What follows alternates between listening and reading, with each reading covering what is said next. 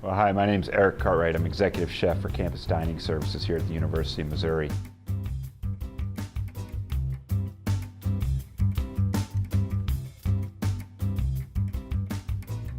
I've been here for 12 years now. I'm originally from Virginia.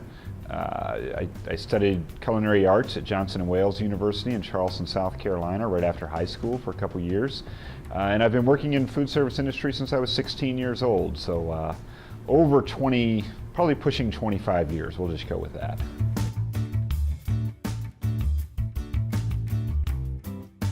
So as executive chef of Campus Dining Services, a lot of times people ask, oh man, you must get to cook a lot of food. Well, the reality is I don't cook that much. We have an amazing team of chefs and cooks and student staff that do really the hard work each and every day.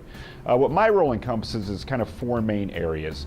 I work with all of our culinary training. So we have all this staff, but we have to give them the skills. So I develop and implement those training programs. I work with all of our menus and concepts, so we're constantly coming up with new ideas, new operations, new brands, and refining existing menus, and so I oversee that process.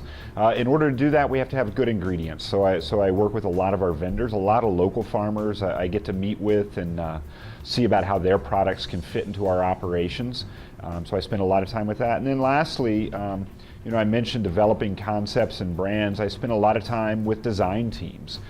As we're building new operations or renovating them, I sit in there with the architects and the designers and other professionals so that we can build facilities that meet the needs of today's students as well as students of the future.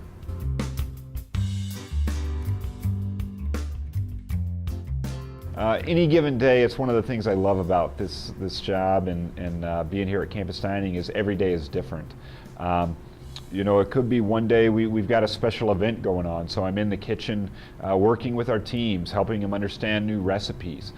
Maybe that afternoon then I spend a few hours meeting with a farmer or a vendor and talking about products, or just the other day I was meeting with one of our small beef producers and looking at production needs for the coming year. I could be spending a couple hours in a design meeting where we're sitting there going over equipment specifications to understand how we can best meet the needs as we move forward. But the favorite part is on any given day I can walk through one of our kitchens and I see some of our team members, our cooks, our chefs, and getting to go along and watch them and help them out and answer questions they have and taste the food and interact with our students and listen to what they want and what they need here from Campus Dining Services.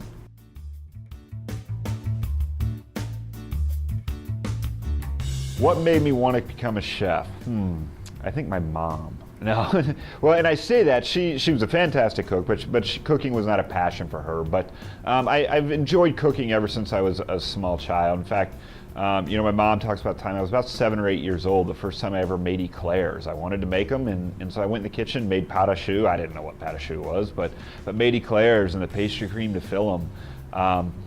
Being about 12 years old and making chicken and dumplings from scratch, which I actually got in trouble for because I used the pressure cooker, which can be very dangerous if you don't use it properly. And I used it when Mom wasn't home, and she got home, and I remember telling the story that she didn't know whether to be mad at me or to cry and give me a hug because I'd made this wonderful dinner for her, but I'd done it using a piece of equipment I wasn't supposed to use.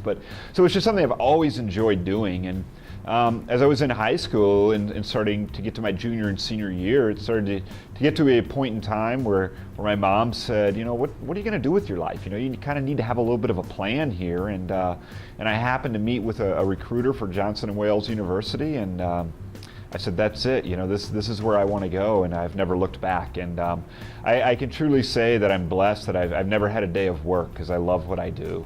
And it's something that really comes from within me. And having said that, doesn't mean there aren't hard days and days that can be tiring and challenging.